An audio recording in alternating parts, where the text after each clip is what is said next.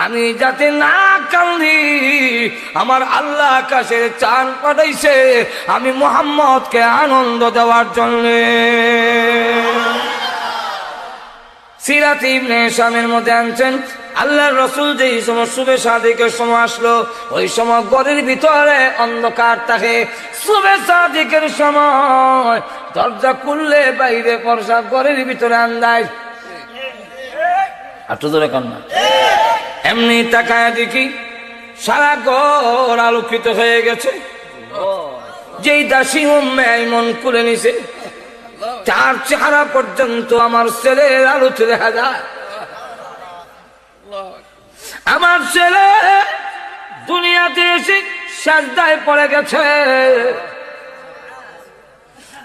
বাকমারির মধ্যে কাবলারা দইরা এক মুষ্টি মারি এনে উপর দিকে ছুঁড়ে মেরেছে, আর তার জবান দিয়ে মহান আল্লাহর প্রশংসা বের হয়ে গেছে। এখন লক্ষ্য করে দেখেন, আমার আল্লাহ নবী, বিশ্ব নবী আলোকিত হয়ে গেছে। আওয়াজ একদম বলেন, অম্মান গো ধরে রাখ আমার ছেলের আন্দারি লোকে, আবার আন্দারি গেল কেন? অম্মান লাগতে বলে, আমি না, তুমি বলার আগে তোমার ছেলে আমার করে নাই, এই জন্য তুই অন্ধকার হয়েছে। কস কি নাই নিলোকে? ওই সময় জিন ভূতের বড় অত্যাচার। আমেনা ভাবলেন জিন্নাতে নিয়ে গেছে, কান্না শুরু করলেন, প্রভু গো ভাগ্য গুণে পেয়েছিলাম, ধরে রাখতে পারলাম না। এমনি শুনে গাইবে আওয়াজ আসতেছে, আমেনা গো তোমার ছেলেকে কেউ নিবে না, নিতে পারে না, তোমার ছেলেকে কেউ কিচ্ছু করতে পারবে না, তার জিম্মাদার স্বয়ং আল্লাহ। আমেনা কোথায় গেছে জানি? সারা পৃথিবীর মাখলুক গুলো দরখাস্ত করেছে, দিনে বলে প্রভু গো বিশ্ব নবী যিনি হবেন দিনের মধ্যে পাঠাও, আমি দিন গৌরবান্বিত হব। রাত ডাক দিয়ে বলে, আল্লাহ আমার রাত বানাইছো, এমনি আমার কেউ দেখতে পারে না। চোর দেখায় সাপ বিচ্ছু সবগুলো রাইতে, আল্লাহ রাইতের মধ্যে মুহাম্মদকে পাঠাও যাতে আমি সম্মানিত হতে পারি। আল্লাহ রাব্বুল আলামিন দুজনের দরখাস্ত মঞ্জুর করে এমন এক সময় বিশ্ব নবীকে পাঠাইলেন, যেটা দিনও না রাইতো বলা যায় না। অসংখ্য গণিত মাখলুক গুলো দরখাস্ত করেছে বিশ্ব নবীকে দেখার জন্য। ও আল্লাহ, বিশ্ব নবী রাহমাতুল লিল আলামিন যেদিন দুনিয়াতে আসবে, আল্লাহ গো যেই নবীর খাতিরে আমরারে বানাইছো, এই নবীর একটু দেখাও। আল্লাহ রাব্বুল আলামিন তাদের দরখাস্ত মঞ্জুর করে সিরাত ইবনে হিশামের মধ্যে লেখে, আল্লাহর নবীকে ফেরেশতার কোলে উঠাইয়া ও আমিনা মাশরিক থেকে মাগরিব, পাচ্য থেকে প্রতীচ্য, পূর্ব দিক থেকে পশ্চিম দিক পর্যন্ত তাম দুনিয়া ভ্রমণ করাবার জন্য পাঠাই দিছি। কিছুক্ষণ পরে আবার তোমার কাছে পৌঁছাইব। একদিন এক লোক আসা কিছু টাকা পাবে আবু জাহেলের কাছে, ওই মুজিজাতুর রাসূলের কিতাবের মধ্যে এই ঘটনা আনছেন। বলবো আর তো এখন বলবো, ওই কিতাবে আনছেন যে আবু জাহেলের কাছে এক লোক টাকা পাবে। সর্দার মাতাব্বরদের কাছে এসে বললো যে আবু জাহেলের কাছে আমরা কিছু টাকা পাইতাম, আমরা যদি একটু বলে দেন, টাকাগুলো দেয় না। সর্দাররা কয় উনি তো বড় সর্দার, বড় সর্দারের টাকা মারলে আর এটা উদ্ধার করা যায়, তুমি সবর করে দাও। এই মুহূর্তে দেখে রসুল আসতেছে, তখন তারা দেখায় বলে ওই যে লোকটা আসতেছে ওনার সাথে আবু জাহেলের খুব সম্পর্ক ভালো, দেখো ওনাকে যদি রাজি করাইতে পারো তাহলে হয়ে যাবে। তো বিন দেশের লোক তো এত আর জানে না আসল রহস্য। হেরা যে কইছে সম্পর্ক বালা, আসলে কি বালা? তুই কথা বলছে কেন? লাগাই দিত, খেতে দিত। আমাদের এলাকার আল্লাহ মাফ করো, উনি দুনিয়াতে নাই, ওনাকে একটু কইলই এমন সেটা সেট, আপনি দৌড়লে হয়ে বেড়ো ধরবো, আপনি ফাইন চলে বেড়ো ফাইন চলে। বাইরের কোন ভিক্ষুক ফকির আইলে আমরা কইতাম এবারের এক চাচা আছে টু চাচা, খুব দানশীল, যাও গিয়া ডাক দাও টু চাচা হয়ে দেখবো অনেক সাহায্য। ফকির যে বাইক পালাইতেছি আসলে কি সাহায্য জন্ম লেগে ফলাইতেছি না লাগাইবার লেগে? যেমনে খালি গিয়া ডাক দেয় আমরা লিয়ে রয়েছি দেখতাম খেলাটা, যেমনে খালি গিয়া ডাক দেন টু চাচা বাড়িতেছে নো বেড়া তো আইছে ঠিকই কিন্তু গদা লয়ে আইছে, যেমনি লাঠি লিয়ে আইছে দেখা খুব স্পিড আইতেছে, ফকির বেড়া উঠেছে দৌ ফকির বেড়াও দৌড়ে হে বেড়াও দৌড়ে আর আমরা তো লাগছে কাল লাগাই দিয়েছি। বেঈমান কাফেরদের উদ্দেশ্য হইল লাগাই দেওয়া। রাসূলের কাছে লোকটা গিয়ে আপনাকে দেখতে অত্যন্ত ভদ্র অত্যন্ত শরীর দেখা যায়, আপনি কি পারেন আমার একটা উপকার করতে? আমার ঘরে খাবার নাই, বাচ্চারা কাঁদছে, কি তোমার উপকার? আবু জাহেলের কাছে কিছু টাকা পাবো, আপনি কইলে নাকি উনি দিবে।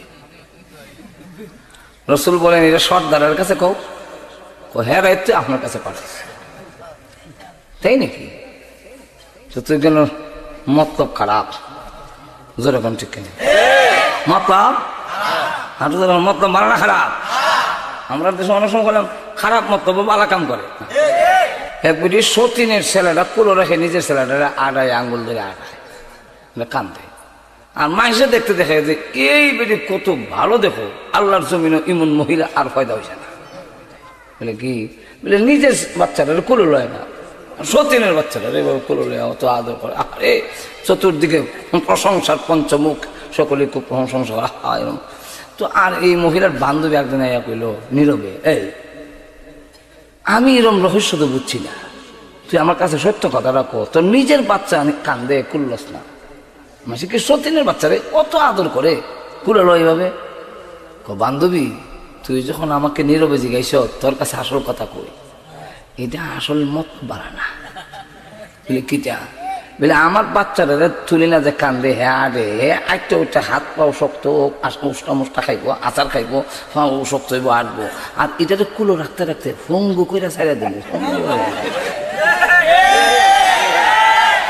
তাহলে মতলব ভালো না খারাপ?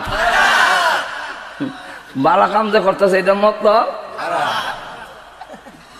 হ্যাঁ, আর তো মতলব বালা না, দেখতে দেখাইছে বালা কাম। চলো যাই। আবু জাহেলের বাড়ির গেটে গিয়া যখন হাত দিছেন দরজায়, আবু জাহেল দেখে দেখে সমস্ত বাড়িতে ভূমিকম্প শুরু হয়ে গেছে। ডাক দিছেন চাচা বাড়িতে নিও, দৌড় দিয়ে আবু জাহেল খেতে বসছিল, খাওয়ানে আসিল, আর আঁচও দেয় নাই, জুতোও ভাও দেয় নাই, দৌড়ে এসে আল্লাহ নবীর সামনে দাঁড়াইয়া জোর হাতে দাঁড়াইছে, আর থরথর করে কাঁপতেছে। লোকেরা যে নিয়ত ব্যাংক দেখার হয়েছিল এটা দেখবার লেগে, এই দৃশ্য দেখার জন্য দাঁড়াইছি না, না লাঠিতে ফিটে ফিটে দেখতো।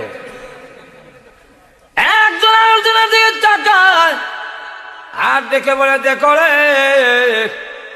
আবু জাহেল আমাদের বড় লিডার কেমনে দাঁড়াইছে, কোনদিন মূর্তির সামনে এইভাবে দাঁড়ায় না, আর এইভাবে কাঁপতে কোনোদিন দেখিনি। আমাদের সামনে আসলে বলে আব্দুল্লাহর ছেলে মুহাম্মদকে হ্যান করবে ত্যান করবে, আসলে তো তলে তলে তারা মিল আছে। আমরা মানি দি কেন বড় সর্দার, না মানলে কি এর সর্দার? চলো যাই, তারা আজকে জিগেছি। আল্লাহ নবী ডাক দিয়ে বলেন, চাচা এই লোকটা কি আপনার কাছে কোনো টাকা পাবে? হ্যাঁ, দিয়ে দেন। আবু জাহেল ডাক দিয়ে বলে, হে মুহাম্মদ তোমার ডাক শুনে দৌড়ে এসেছি, আমি তো টাকা সাথে নিয়ে আসি নাই, অনুমতি দাও, ঘর থেকে গিয়ে আনবার টাইমটা আমারে দাও। জান চাচা দিলাম, টাকা এনে দিয়ে খাপতেছে, তোমার টাকা পাইছো তো? বলে জি। যাও, আমি চাই আমার হতে তুমি যাও। চলে গেল, এসে গালাও করে বলে, আবু জাহেল আজকে সব দেখে লেছি। আরে আবু জাহেল, আমাদের সামনে বলো মুহাম্মদের এন করবে তেন করবে, আর মুহাম্মদের সামনে যেইভাবে করজুর হইয়া দাঁড়াইছ, তর তর করে কাঁপছো, মূর্তির সামনে লাতুজ্জামানাতের সামনে তুমি এইভাবে দাঁড়াও না। কারণ কি? মানি দীক্ষার না বড় সর্দার, না মানলে কি সর্দার? আবু জাহেল দাঁড়াই নাই, সিফালিল্লাহ দাঁড়াইছি। সিফালিল্লাহ সিফালিল্লাহ কি বলে? আল্লাহর সিফা বেটা, আল্লাহর সিফা, আল্লাহর সিফা কি? মুহাম্মদ যখন আমার বাড়ির দরজায় হাত দিছে, সমস্ত ঘরের মধ্যে ভূমিকম্প আরম্ভ হয়ে গেছে। মুহাম্মদ যখন ডাক দিয়েছে, বিকট এমন শব্দ হয়েছে, আমার মনে হয়েছে মুহাম্মদ যে কিয়ামত কিয়ামত বলে শুরু হয়ে গেছি। আমি আর দেরি করি নাই, ঘর নিয়ে আমার উপরে পড়ে যায়, দৌড় দিলাম বের হওয়ার জন্য। কিন্তু আশ্চর্য ঘটনা যা দেখলাম, গিয়ে দেখি মুহাম্মদ আমার দরজার সামনে দাঁড়ানো। মুহাম্মদ আমার দরজার সামনে দাঁড়ানো।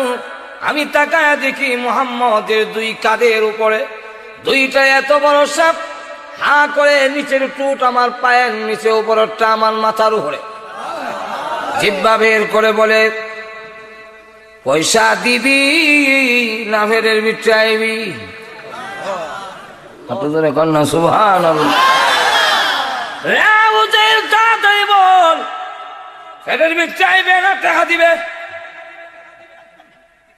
আমি যদি টাকা না দেই, সাপের পেটের ভিতরে চলে যাই, তাহলে এবার বলো তোমরা কি চাও আমি সাপের পেটে চলে যাই? না, তাহলে বেঁচে দাও। ওই যে আল্লাহ নবী কই থেকে দেখবো, এক নবীর কাদের মধ্যে সাপ হইতো কই থেকে? নবীর কাদের মধ্যে কোনো সাপ নাই, কিন্তু আল্লাহ দেখাইছেন মুজিজা। মুজিজার ঘটনা যদি বলতে যাই, আজকের রাত্রিতে শেষ করা যাবে না। অনেক মুজিজা দিয়েছেন বিশ্ব নবীকে। নবীজিকে ডেকে বলেন, ও মুহাম্মদ, আপনার দাওয়াত গ্রহণ করতে পারি, আমার মেয়েটা যদি কবর থেকে জিন্দা হয়ে কয়। আল্লাহ নবী ডাক দিয়ে বলেন, মেয়ের কবরটা দেখায় দাও।